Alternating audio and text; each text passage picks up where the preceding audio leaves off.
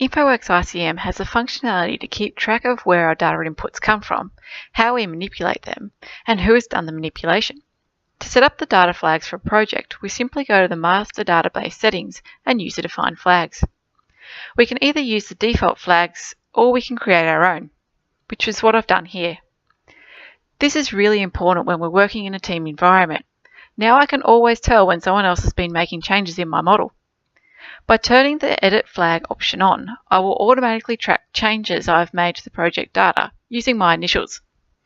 For example, if I change a pipe diameter, you will see that it is now flagged with my initials. And if we take a look at the pipes in grid view, we can see all the colours associated with the different flags. When you're building a model, you really need flexibility with the data sources you can use. Whether you have a CAD file, a CSV, or maybe an older model, you can easily import them into your project. Today I'm going to import some asset data from a local council, so I'm going to use the Open Data Import Center. We're going to first import the nodes, and I'm going to add the A for asset flag into there. We can pick a source type from the drop-down list. One thing that makes ICM really unique is its ability to source directly from a geodatabase. We can do a multi-select and then just pick the nodes from the feature drop-down. Now we just need to match the InfoWorks ICM field with the field from the data we are importing. If we've used this data source before, maybe for another project in a different location, we can simply use a configuration file which saves the map fields. This saves us quite a bit of time.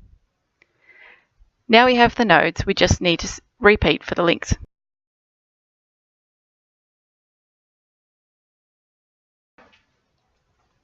Often the data we import needs a bit of a tidy up before it's ready for the model runs. If we zoom in, it is clear the data is not connected as it should be. This is actually quite a common issue with data coming from council asset databases. We could go and drag the links to the nodes manually, but I'm going to show you how we can use the proximity trace tool to do this automatically for us, which over a large model could save us hours of work. We go to the tracing tools under the GeoPlan window and select proximity. We first need to pick a search distance, and then we can either do the whole network, a selection, or just the current view. We firstly search and then check what's picked up is the issues that we wanted to correct, and then we can go and select correct connectivity.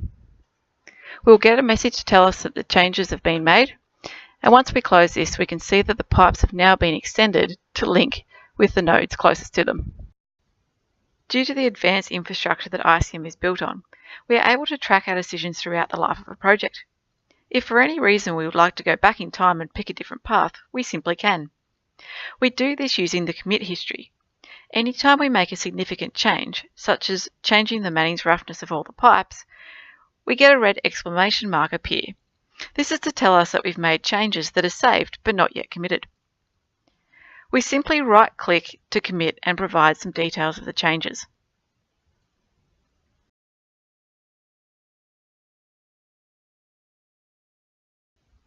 If I go to the commit history, I can see all the major changes that have been made along the way, who made them and when. If I want to go back in time, I simply open an older version. To simply put it, ICM has an unlimited undo. Now we have all our pits and pipes connected, we need to change our node type from manhole to outfall at the downstream end of each network.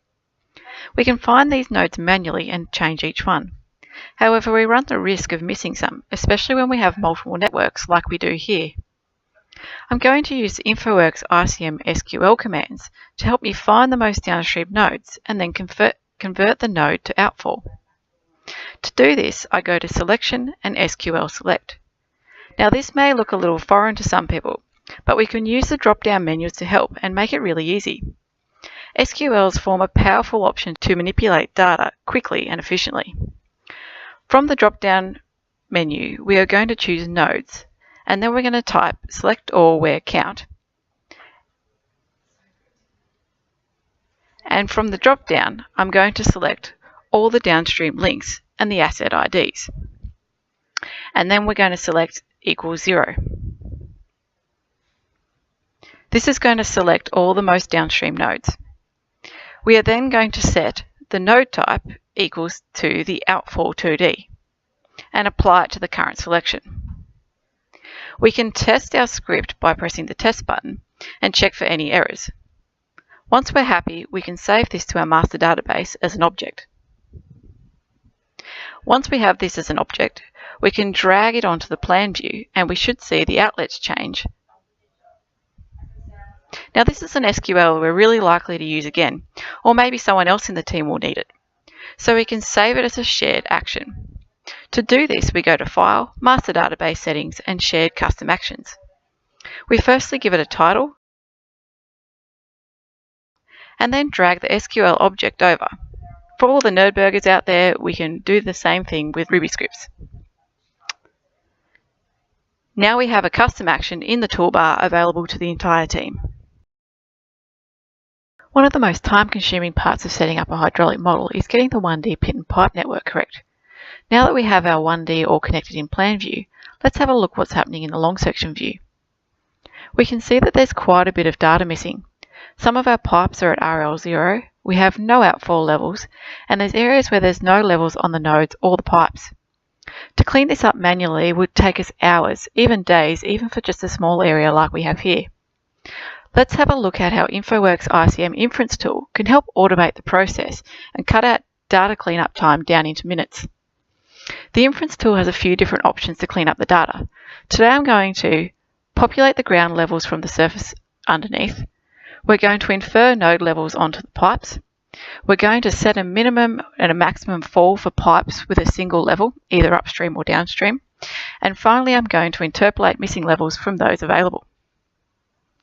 I'm going to use the inference flag so that I, and anyone else who picks up the model, know that these levels are assumed and not actually survey. Once I'm happy, I just save that and then drag the inference object onto the model and let the software do the work. Lastly, we have a few nodes whose invert levels are still null, so I'm simply going to drag on an SQL to clean that up. And there we have it, all the pipes are ready to go. Setting up a 2D model in InfoWorks ICM is as simple as drawing a polygon. In this model I have drawn my catchment polygon for my 2D area. Now I just need to populate the relevant 2D fields. I set the maximum triangle size and a minimum element area. Note that ICM actually uses n-sided elements and is not a triangular mesh. This allows us to better optimize runtimes. I can choose either a vertical wall, which is like a glass boundary, or allow the water to freely flow out of the boundary. If I choose to use terrain-sensitive meshing option, ICM's sophisticated meshing engine will actually look at the ground model underneath and put more mesh elements in areas requiring more detail, such as an embankment or the invert of a channel. Lastly, I need to decide if I'm using traditional 1D hydrology, direct rainfall, or maybe a combination of the two. I have also set up a mesh polygon areas to increase the ground levels at buildings, and also some to force the model to use a finer mesh within the roads. Now to create the mesh. I simply go to Model, Meshing, and Meshing 2D Zone. And you'll see here that I've got some break lines for the inverter curb and the road crowns.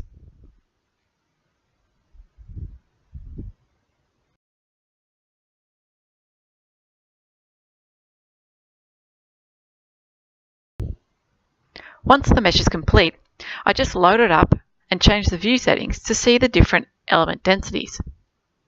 You can see here that it's a lot denser in the road than everywhere else. Now our 2D model is ready to run. With my pin and pipes and 2D mesh now set up, I really have everything I need to run the model. But before I hit solve, I'm going to use InfoWorks ICM and Engineering Validation tool to check all the elements of the model and identify any areas that could cause an unhealthy model result. The user has full flexibility to modify the checks undertaken. For example, a pipe length of 500 metres without a junction in between might be considered much too long. We can run the validation by clicking on the red tick, and then we just simply drag and drop the object. Any items failing the checks will appear in the output log. Those in red are considered critical and must be amended before we start running the model. As you could imagine, a pipe length less than 1 metre could cause instabilities in the model results. So rather than running the model and finding we can't use the results, we run the engineering validation so we can be confident our model is providing results we can trust. One of the best things to come out of the XP merger is the ability to take the ARNR 2016 implementation directly into ICM from the XP products. You will see here, if I go into the ARNR storm generator, that the dialogues are exactly the same as XP Rafts and XP Swim. The lists of design rainfalls are just like a global storms list. But ICM has taken ARNR 2016 to the next level, with the ability to automatically batch up the different ensembles for use with direct rainfall. You will see here a group of rainfall events can be applied to a single run, which batches up the different ensemble events. If I drop down the result files from a single run, it'll show all the runs from the different storm. My favourite part of the ICM architecture is the Agent Manager. The team has made it really easy and simple to set up your projects to distribute solves across a network of PCs. You can see here I'm using the PCs in the UK office in Wallingford to solve my models, and I have access to a number of computers. With ARNR 2016 now requiring multiple simulations, this feature has never been more critical. In the run setup, I firstly check that we are utilising the GPU on any machine that has one available. Then I select Run Simulations. I now have the option of running on my laptop, all the computers in the network, including my laptop, or maybe just the high-spec GPU machines. I can also set the time for now, or perhaps when I go home later this evening. I'm going to go and select any computer, and I'm going to simulate it now. We can now see the run starting to batch up in the job control. We can see which one's initializing and which computer that they're starting to solve on.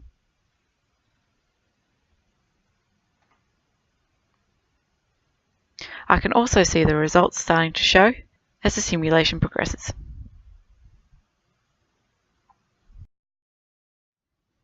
Now I know you're all sitting at your desk screaming encore, so I've saved the best to last. InfoWorks ICM allows you to review your results from almost any perspective.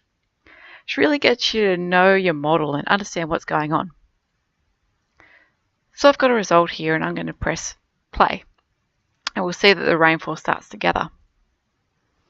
And of course, we can graph the flows. We can pull a 3D view of the manhole.